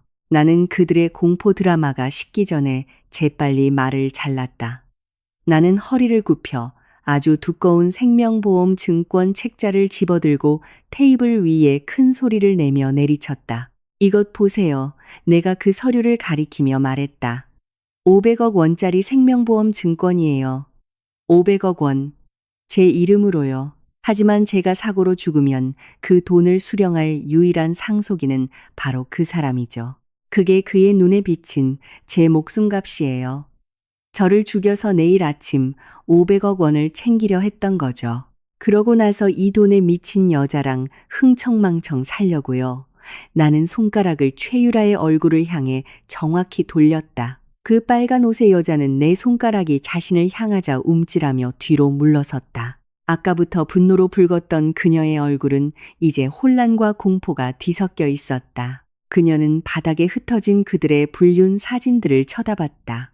고급 호텔에서, 비싼 레스토랑에서, 차 안에서 찍은 사진들을 공포에 질린 눈으로 네가 여기서 승자라고 생각해? 내가 최유라에게 천천히 다가가며 물었다. 내가 뿜어내는 위압적인 기운에 최유라는 계속해서 뒤로 물러서다 등이 별장 벽에 부딪혔다. 이 남자가 널 정말 사랑해서 나를 처리한 후에 널 사모님으로 만들어줄 거라고 생각해? 최유라는 힘겹게 침을 삼켰다.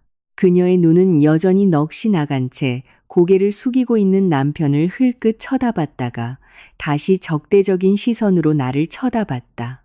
당연하지. 그는 다음 달에 나와 결혼하겠다고 약속했어. 내 이름으로 아파트도 사줬고 차도 사줬어. 그의 모든 재산이 이미 내 이름으로 옮겨지고 있다고. 너는 그냥 버림받은 아내일 뿐이야.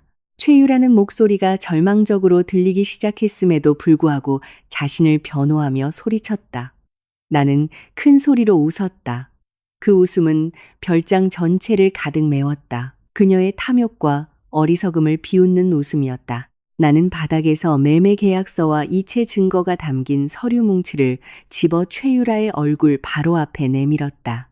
넌 정말 속이기 쉬운 멍청한 여자구나. 내가 비웃음을 지으며 속삭였다. 내 이름으로 된 이 모든 자산 서류들을 잘 봐. 아까 내가 말한 회사 재무, 이체 서류랑 비교해봐. 전부 일치해. 내 아파트 구입 날짜는 회사 유령 프로젝트 자금 인출 날짜랑 똑같아. 내 고급차 구입 자금은 지난달 사무실 운영비였고, 최유라는 서류에 적힌 숫자와 날짜를 읽으려 애쓰며 눈이 휘둥그레졌다. 그녀는 내 말의 진실을 깨닫기 시작하면서 얼굴에서 핏기가 사라지기 시작했다. 그 자산들이 내 것이라고 생각해? 내가 조롱하는 어조로 물었다. 알아도 내 이름으로 된 고급 물건들을 사는데 사용된 모든 돈은 회사에서 횡령한 돈이야. 그리고 오늘 밤 감사팀이 보고서를 끝내고 회장님께 제출했기 때문에 나는 정보가 그녀의 머릿속에 스며들도록 말을 멈췄다. 1시간 전에 은행 측에서 내 모든 계좌를 동결시켰어. 그래, 내 모든 계좌가 막혔다고. 뭐?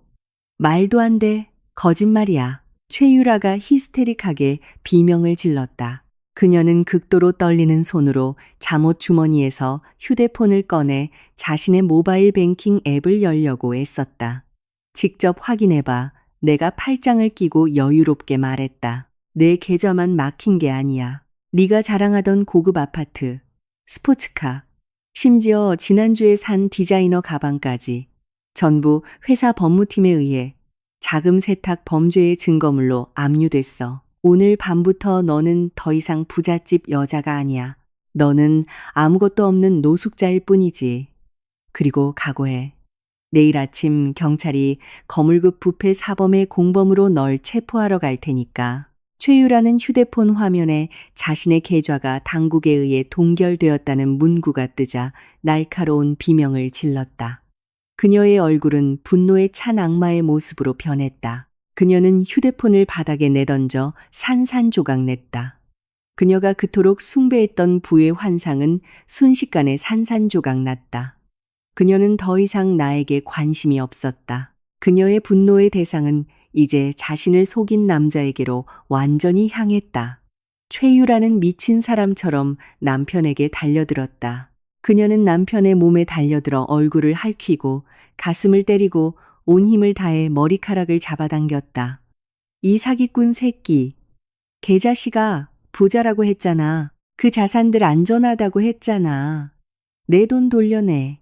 내 인생 돌려내. 너 때문에 내가 횡령 사건에 휘말리고 거지가 됐잖아. 죽어버려. 최유라는 쉰 목소리로 소리치며 그저 피하고 양손으로 얼굴을 가릴 뿐 별다른 저항도 하지 못하는 남편을 계속해서 때렸다. 아들이 공격당하는 것을 보고 시어머니는 가만히 있지 않았다. 그녀도 소리를 지르며 남편에게서 최유라를 떼어내려 애썼다. 이 미친년아, 내 아들 놔. 내 아들 때리지 마. 시어머니가 최유라의 머리카락을 거칠게 잡아당기며 소리쳤다. 순식간에 그 고급 별장의 거실은 아주 혐오스러운 싸움터로 변했다. 이전에 내 죽음을 계획하며 축배를 들던 세 사람은 이제 서로를 핥히고 욕하고 파괴하고 있었다. 남편은 감옥의 그림자에 떨며 울고 있었고 최유라는 재산을 잃고 울부짖었으며 시어머니는 가족의 파멸을 보며 비명을 질렀다. 나는 뒤로 물러서서 출구 근처에 서서 그 광경을 절대적인 만족감으로 지켜보았다. 내 무기는 아주 완벽하게 작동했다. 내가 던진 사실과 증거는 그들을 내부에서부터 파괴했다. 하지만 쇼는 아직 끝나지 않았다. 마지막 공격, 그들의 남은 자존심을 뿌리까지 뽑아버릴 공개적인 심판이 곧 도착할 것이다. 나는 손목시계를 흘끗 보며 내 지원군이 도착하기까지의 시간을 초 단위로 세었다. 오늘 밤은 아직 끝나지 않았다. 회장님이 진짜 모습을 드러낼 시간이 왔다. 별장 거실의 혼란은 여전히 격렬하게 계속되었다. 내연녀는 히스테릭하게 비명을 지르며 남편의 팔과 가슴을 계속 핥히었고 돈과 아파트를 돌려달라고 요구했다. 남편은 남은 힘을 다해 그 공격을 막으려 애썼다. 그의 얼굴은 이미 붉은 긁힌 상처로 가득했다. 한편 시어머니는 뒤에서 내연녀의 머리카락을 잡아당기며 귀를 찢을 듯한 욕설을 퍼부었다. 내 앞에 이 광경은 정말로 역겨웠지만 동시에 지난 3년간 침묵 속에서 내가 겪었던 고통에 대한 매우 만족스러운 오락거리이기도 했다. 이전에 내 죽음을 계획하며 똘똘 뭉쳤던 그들 세 사람은 이제 썩은 고기 덩어리를 두고 싸우는 굶주린 맹수처럼 서로를 파괴하고 갈기갈기 찢고 있었다. 이 수치스러운 소동 속에서 내 예민한 귀는 멀리서 들려오는 소리를 포착했다. 처음에는 바람 소리와 별장 지붕을 때리는 빗소리에 묻혀 희미하게 들렸지만 점점 그 소리는 더 뚜렷하고 커졌다. 사이렌 소리. 단 하나가 아니라 여러 대의 사이렌이 동시에 울리며 이 외딴 언덕의 밤의 정적을 깼다. 빨갛고 파란 경광등 불빛이 커다란 별장 유리창을 뚫고 깜빡이기 시작했고 극적인 빛의 섬광으로 방안을 훑었다. 점점 가까워지는 경찰 사이렌 소리를 듣자 내 앞에 세 사람의 싸움은 즉시 멈췄다. 내연녀는 남편의 셔츠 깃에서 손을 뗐다. 그녀는 헝클어진 머리카락을 한 채 숨을 헐떡였다. 시어머니는 창백한 얼굴로 몇 걸음 뒤로 물러섰다. 창문 너머로 보이는 경찰 불빛에 겁을 먹었다. 남편 자신은 그 자리에 얼어붙었다. 그의 눈은 밖을 향해 휘둥그레졌다. 그는 혼란스러워 보였다. 마치 이 한밤중에 자신의 은신처에 경찰이 갑자기 왜 왔는지 이해하지 못하는 것 같았다. 타이어가 마찰하는 소리와 차문이 쾅 닫히는 소리가 별장 앞마당에서 연달아 들렸다. 무겁고 단호한 발걸음들이 정문을 향해 빠르게 다가왔다. 나는 한 걸음 뒤로 물러서며 조용히 길을 비켜주었다. 더 이상 노크할 필요도 없이 튼튼한 티크나무 문이 밖에서 아주 강하게 밀려 열렸다. 차가운 밤바람이 즉시 안으로 들이닥쳤고 완전 무장한 10여 명의 경찰관들이 함께 들어왔다. 경찰들 뒤로는 진지한 얼굴의 정장 차림의 남자 몇 명이 들어섰다. 그 정장 차림의 남자 중 한 명은 내 개인 변호사였다. 내 가장 충직한 신복으로 이 방에 발을 들여놓자마자 나를 존경심 가득한 눈빛으로 쳐다봤다. 그의 옆에는 내부 감사팀장과 내가 이 배신자의 파멸의 증인으로 오라고 특별히 명령한 몇몇 고위 임원들이 서 있었다. 경찰의 등장을 보자 남편의 얼굴에 갑자기 헛된 희망의 빛이 스쳐 지나갔다. 남은 오만함과 권력에 대한 망상으로 그는 구겨진 셔츠를 바로잡고 부대를 이끄는 경찰서장에게 다가갔다. 그는 떨리는 손가락으로 나를 가리켰다. 경찰관님, 때마침 와주셔서 정말 다행입니다. 남편은 억지로 위험 있는 목소리를 내며 외쳤다. 늘 그랬듯이 사실을 왜곡하려는 시도였다. 이 미친 여자를 당장 체포해 주십시오. 제 아내인데 정신이 나갔습니다. 제가 빌린 별장에 무단으로 침입해서 소란을 피우고 횡령에 대한 거짓말을 꾸며내고 심지어 저를 모함하기 위해 가짜 서류까지 가져왔습니다. 여기 있는 저와 제 고객들의 안전을 위협하고 있습니다. 지금 당장 끌어내서 유치장에 쳐넣어 주십시오. 아들이 주도권을 잡는 것을 본 시어머니는 즉시 날카로운 목소리로 거들었다. 맞습니다. 경찰관님. 이 은혜도 모르는 제 며느리를 체포하세요. 항상 제 아들의 성공을 질투하던 가난뱅이입니다. 이혼당하기 싫어서 이 모든 소동을 꾸민 게 틀림없어요. 제발 여기서 최대한 멀리 데려가 주세요. 나는 그들의 어리석은 비난에 그저 조용히 서 있었다. 나 자신을 변호하기 위해 입을 열 생각조차 하지 않았다. 나는 그저 가슴 앞에 양팔을 끼고 아주 차가운 옅은 미소로 그들을 쳐다볼 뿐이었다. 경찰서장은 남편과 시어머니의 외침에 전혀 신경 쓰지 않았다. 그는 남편을 경멸적인 시선으로 쳐다본 뒤 옆에 서 있는 내 개인 변호사를 향해 고개를 돌렸다. 내 변호사는 앞으로 나와 그가 가져온 검은색 가죽 서류 가방을 열고 아주 두꺼운 공식 문서 뭉치를 꺼냈다. 그는 첫 번째 서류를 경찰서장에게 건넨 뒤 남편의 눈을 똑바로 쳐다봤다. 우리는 이분을 체포하러 온 것이 아닙니다. 내 변호사의 중저음 목소리가 별장 전체에 울려 퍼졌다. 우리는 당신을 위해 왔습니다. 오늘 밤 확정된 내부 감사 보고서와 저희가 이미 확보한 여러 은행 간의 계좌 이체 증거에 근거하여 당신은 수십억 원대 회사 운영 자금 횡령, 자금 세탁, 그리고 유령 프로젝트 조작 혐의로 공식적으로 고발되었습니다. 남편의 얼굴은 다시 새하얗게 질렸다. 이전보다 훨씬 더 창백했다. 그의 헛된 희망은 순식간에 산산조각 났다. 뭐라고요? 누가 저를 고발했습니까? 당신들은 그럴 권리가 없습니다. 이건 회사 내부 문제입니다. 회장님의 지시서는 어디 있습니까? 회장님은 아직 저에 대한 해고 통지서를 내리지 않으셨습니다. 최고 경영자의 승인 없이는 저를 이렇게 막무가내로 체포할 수 없습니다. 남편은 공황 상태에 빠져 소리쳤다. 여전히 그가 그토록 두려워하는 리더의 권력 그림자 뒤에 숨으려 애썼다. 남편의 절망적인 외침을 듣고 내 변호사는 의미심장한 미소를 지었다. 그는 뒤에 서 있는 회사 고위 임원들을 돌아봤다. 지시 없이도 모든 정장 차림의 남자들은 일제히 나를 향해 걸어왔다. 그들은 방을 가르며 남편과 그의 내연녀, 그리고 시어머니의 존재를 마치 보이지 않는 쓰레기 더미인 양 무시했다. 내 앞 1m 지점에서 내 변호사, 감사팀장, 그리고 모든 고위 임원들은 아주 정중하고 엄숙한 동작으로 멈춰섰다. 그들은 모두 나를 향해 고개를 숙이고 깊이 허리를 굽혔다. 안녕하십니까, 회장님. 모든 명령은 완벽하게 수행되었습니다. 내 변호사가 아주 크고 또렷한 목소리로 말했다. 그의 말 한마디 한마디가 방 안의 모든 귀에 들리도록 감사 보고서는 완료되었습니다. 계좌 동결 조치도 이루어졌으며 회장님의 직접적인 지시에 따라 불명예 해고 통지서도 준비했습니다. 회사 감사팀장이 존경심에 떨리는 두 손으로 고급 가죽 표지의 서류철을 내게 건네며 덧붙였다. 극도의 침묵이 방 안을 감쌌다. 밖의 빗소리가 사라진 것 같았고 시간이 멈춘 것 같았다. 만약 이 카펫 바닥에 바늘 하나가 떨어진다면 그 소리가 아주 크게 들릴 것만 같았다. 남편의 입이 떡 벌어졌다.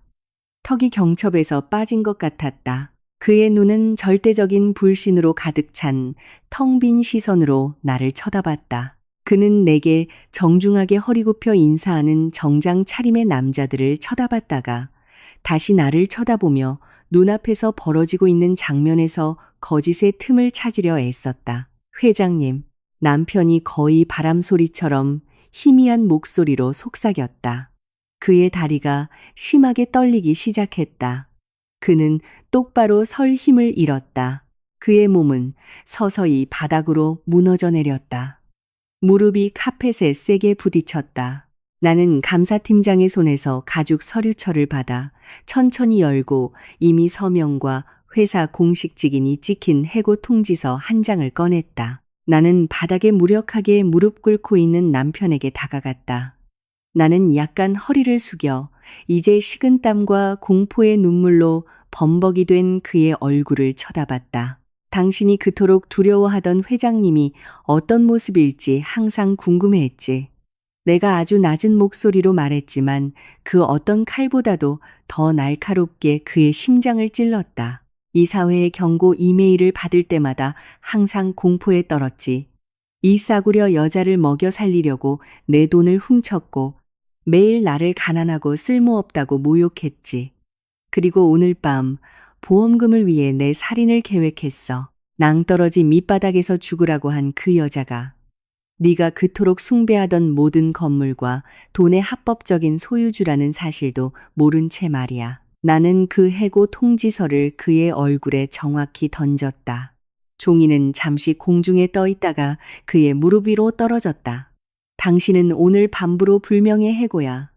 당신이 훔친 모든 자산은 우리가 다시 압수했고, 그리고 지금 이 순간부터 내 법무팀이 받아낼 수 있는 가장 긴 징역형을 받을 준비나 해. 부패 혐의뿐만 아니라 내가 내 배낭 안에 직접 보관했던 가짜 사망진단서를 증거로 한 계획적인 살인미수 혐의도 포함해서 말이지. 남편은 울부짖기 시작했다. 그는 내게 기어와 내 구두 끝을 잡으려 했다. 하지만 나는 즉시 혐오스러운 시선으로 뒤로 물러섰다. 미안해. 용서해줘. 제발. 내가 몰랐어. 네가 회장님인 줄 알았다면 절대 이런 짓 안 했을 거야. 제발 감옥만은 보내지 마. 난 내 남편이잖아.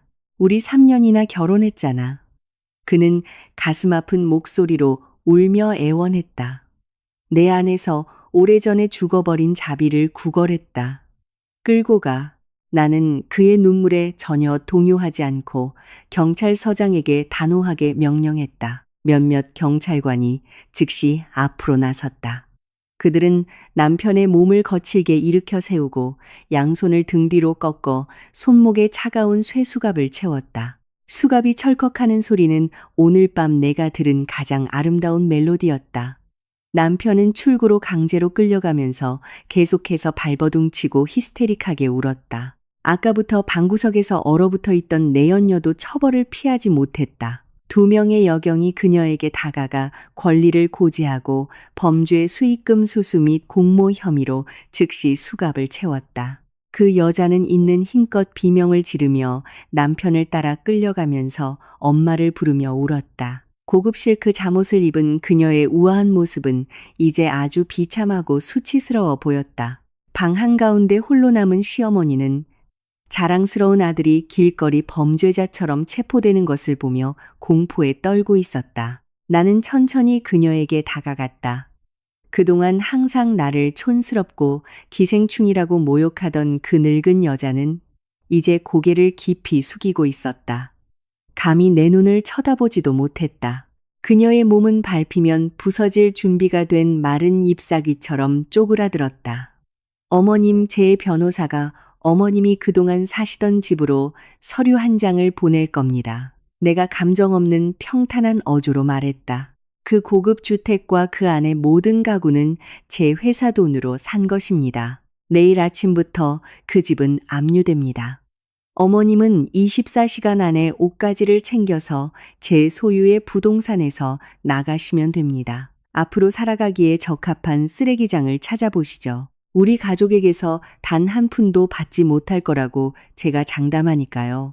시어머니는 바닥에 주저앉아 하룻밤 사이에 180도 바뀐 자신의 운명을 한탄하며 서럽게 울었다.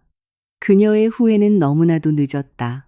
시간은 결코 멈출 수 없는 강물의 흐름처럼 흘러갔다. 과거의 모든 상처와 쓰라린 기억을 깨끗이 씻어내고 내 인생길에 놀라운 변화를 가져왔다. 그 산 중턱 별장에서의 배신과 심판으로 가득했던 폭풍우 치는 밤 이후 2년이 흘렀다. 한때 내 마음의 파괴를 말없이 지켜보던 잿빛 하늘과 빗방울은 이제 밝고 따스한 아침 햇살로 바뀌었다. 황금빛 햇살은 우리 가문 소유의 마천루 가장 높은 층에 위치한 이사회 회의실의 거대한 유리창을 통해 들어왔다. 나는 두꺼운 검은 가죽으로 덮인 회장석에 조용히 앉아 있었다. 돌아가신 아버지께서 앉으셨던 바로 그 자리였다.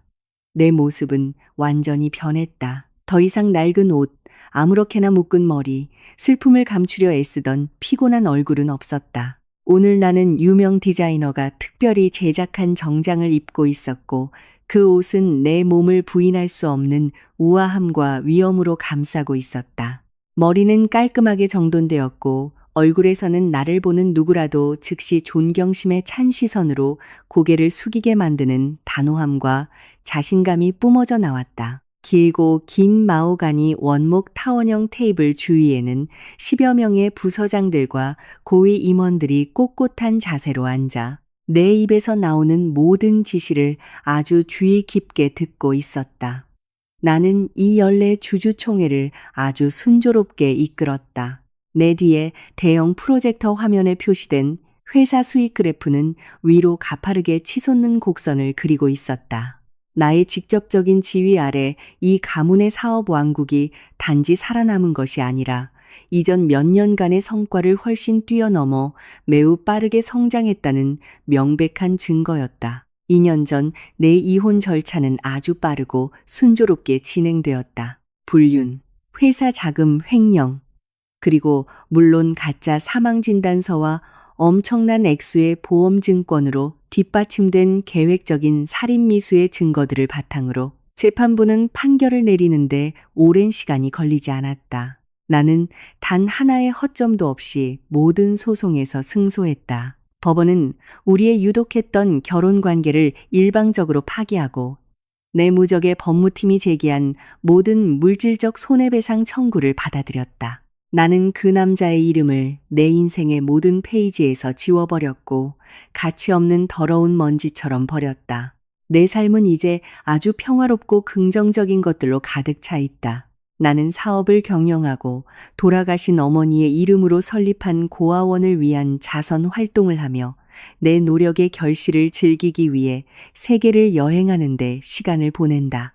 나는 더 이상 무력하고 가난한 여자 행세를 할 필요가 없다. 나는 내 과거와 화해했고 내가 가진 독립성과 힘 속에서 진정한 행복을 찾았다.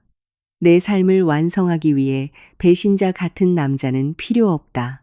나는 나 자신의 왕국 위에 굳건히 서 있는 여왕이다. 반면에 운명의 수레바퀴는 반대 방향으로 돌아가 한때 거만하게 내 죽음을 계획했던 사람들의 삶을 파괴했다. 카르마는 그들을 무자비하게 찾아가 죽음 그 자체보다 훨씬 더 고통스러운 보복을 안겨주었다. 전 시어머니는 그 몰락의 쓴맛을 가장 먼저 맛본 사람이었다. 그날 밤 내 약속대로 내 변호사는 그녀가 그토록 거만하게 살던 고급 주택의 압류를 집행했다. 항상 가난한 사람들을 멸시하던 그 늙은 여자는 낡은 옷이 담긴 여행 가방 하나만 들고 쫓겨났다.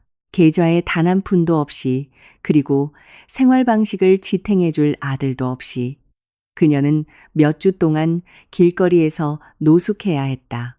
이제 그녀는 도시 외곽의 아주 더럽고 허름한 길가 식당에서 가정부로 일하며 겨우 생계를 잇고 있다는 소식을 들었다. 한때 내 요리를 남은 음식물 쓰레기 같다며 버리던 그녀는 이제 아침부터 밤까지 다른 사람들이 남긴 더러운 접시 더미를 씻으며 겨우 밥 한 공기 살 수 있는 일당을 받고 있다.